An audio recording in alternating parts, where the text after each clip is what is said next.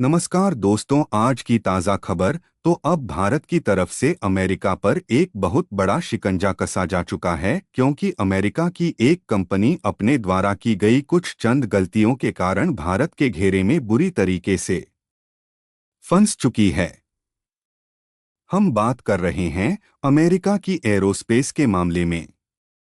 दिग्गज construction and manufacturing company general electric की, जो कि भारत के घेरे में फंस चुकी है, और भारत ने इस पर एक भारी भरकम पेनल्टी लगा दिया है।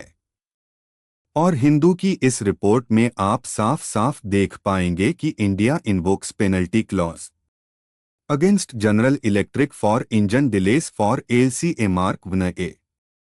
दरअसल पिछले कुछ सालों से Bharat made in India program के तहत नए वेरिएंट वाले लाइट कॉम्बैट एयरक्राफ्ट को भारत में स्वदेशी तौर पर डेवलप किया जा रहा है, जिस पर भारत की हिंदुस्तान एरोनॉटिक्स लिमिटेड बाकी की कुछ कंपनियों की मदद से काम कर रही है।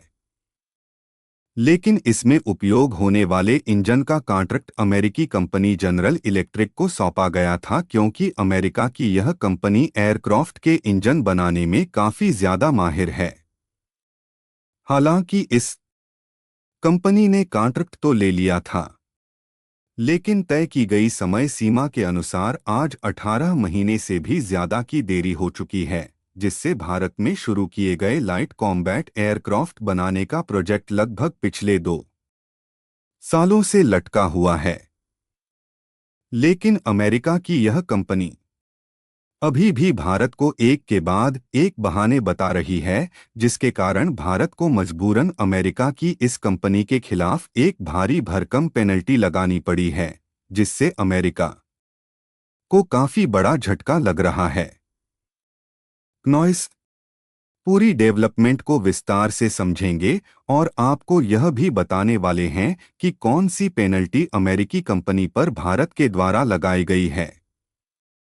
लेकिन आगे बढ़ने से पहले इस वीडियो को लाइक करके चैनल को सब्सक्राइब जरूर कर लीजिए, क्योंकि यह आपके लिए तो 1 सेकंड का काम है, लेकिन इससे हमारी काफी बड़ी मदद होती है। दरअसल डिफेंस इंडस्ट्री के मामले में हम काफी हद तक आत्मनिर्भर हो चुके हैं। यहां तक कि भारत की कंपनियां खुद स्वदेशी टेक्नोलॉजी पर फाइटर जेट जैसे बड़े बड़े हथियारों का डेवलपमेंट कर रही है।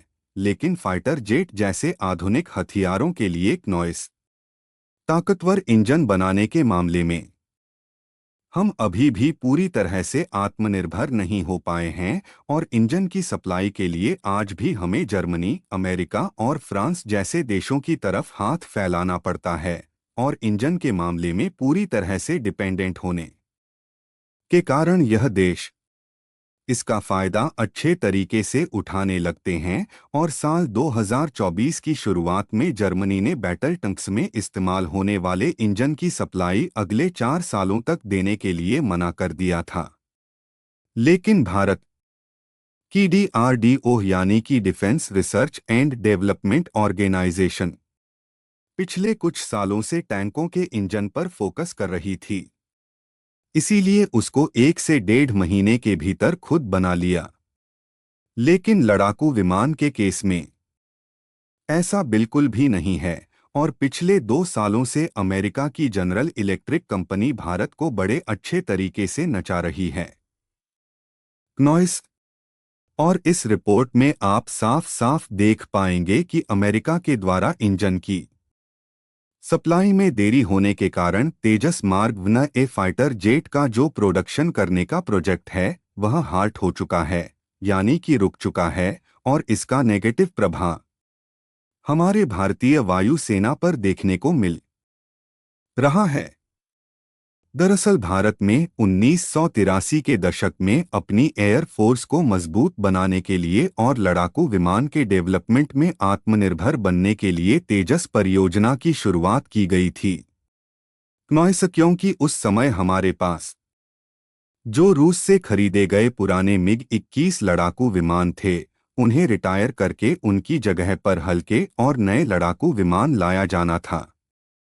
हालांकि जब भारत में खुद हिंदुस्तान एरोनॉटिक्स लिमिटेड ने डीआरडीओ जैसी कुछ डिफेंस कंपनियों की मदद से तेजस परियोजना के तहत लाइट कॉम्बैट एयरक्राफ्ट बनाना शुरू किया तो हमने इसे भले ही भारत में बना तो लिया, लेकिन इसमें जो ज्यादातर पुर्जे इस्तेमाल किए गए थे वह सारे विदेशी थे और भारत में डेवलप किए गए तेजस ने पहली बार साल 2001 में उड़ान भरी। हालांकि यह एक प्रकार का प्रोटोटाइप था और उसे भारतीय वायुसेना में हम लोगों ने शामिल नहीं किया। भारतीय वायुसेना में शामिल करने के लिए साल 2016 में तेजस मार्क 1 एक डेवलपमेंट शुरू किया गया और इसे हम लोगों ने अपनी इंडियन एयर फोर्स को सौंप दिया। लेकिन कहते हैं ना कि समय के साथ हथियारों में आधुनिकीकरण होना जरूरी है। इसीलिए जब भारत को लड़ाकू विमान बनाने में सफलता मिलने लगी तो तेजस के अपग्रेडेड वेरिएंट को इस समय बनाने का फैसला लिया गया, जो कि रडार से युक्त हो और बाकी की भी सारी आधुनिक सुविधाओं से लैस हो। और भारत की हिंदुस्तान एरोनॉटिक्स लिमिटेड ने यह डिसीजन लिया कि इस बार जो अपग्रेडेड तेजस होगा उसे पूरी तरह से स्वदेशी पुर्जे के साथ बनाया जाएगा। हालांकि बाकी के पुर्जे बनाने में तो हम लोग कामयाब हो गए, लेकिन इसमें जो इंजन इस्तेमाल होना था वह ज्यादा पावर का चाहिए था, इसलिए हमने इसमें अमेरिका की जनरल इलेक्ट्रिक कंपनी से ही इंजन खरीदना उचित समझा, क्योंकि बाकी के तेजस एयरक्राफ्ट में भी अमेरिका की इसी कंपनी के द्वारा सप्लाई किए गए इंजन लगाए गए हैं। और जब नए वेरिएंट वाली तेजस मार्क 1 ए फाइटर जेट का पहला प्रोटोटाइप टेस्ट किया गया तो वह सफल रहा, जिसके बाद तेजस मार्क 1 ए के लिए भारतीय वायुसेना ने 83 विमानों का ऑर्डर दिया। इसीलिए साल 2021 में भारत के हिंदुस्तान एरोनॉटिक्स लिमिटेड ने अमेरिका की इंजन बनाने वाली कंपनी जनरल इलेक्ट्रिक के साथ $716 मिलियन का कॉन्ट्रैक्ट फाइनलाइज किया, जिसके मुताबिक जनरल इलेक्ट्रिक को तेजस मार्क 1 ए में इस्तेमाल होने वाले F-44 इंजन की सप्लाई पिछले साल 2023 से ही शुरू कर देनी थी और अमेरिकी कंपनी के द्वारा हर साल 16 इंजन की सप्लाई करनी थी।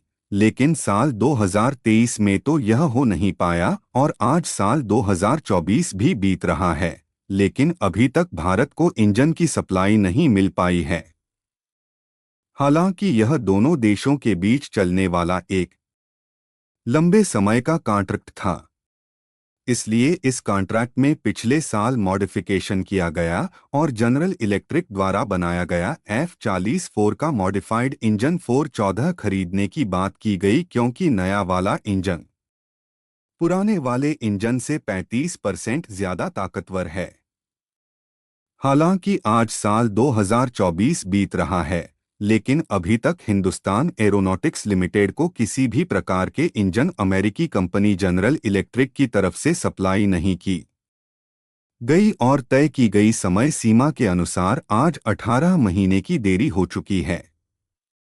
लेकिन इस बीच जनरल इलेक्ट्रिक के द्वारा कई अन्य देशों में इंजन की सप्लाई की गई और भारत के इंजन सप्लाई पर ध्यान नहीं दिया गया।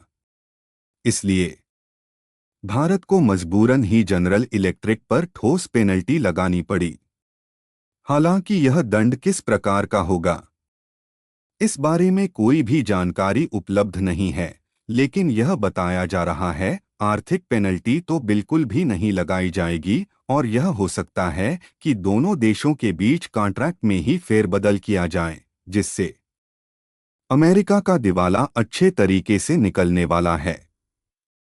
वैसे तो जनरल इलेक्ट्रिक भी बचने के लिए इसका सीधा आरोप बोइंग और एयरबस पर लगा रही है, क्योंकि इन्होंने इनसे ज्यादा इंजन की मांग कर लिया है।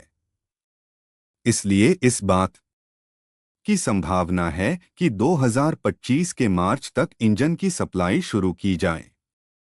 आपको क्या लगता है कि 2025 के मार्च महीने तक हमें इंजन के लिए इंतजार करना चाहिए या फिर इसका कोई दूसरा उपाय ढूंढना चाहिए?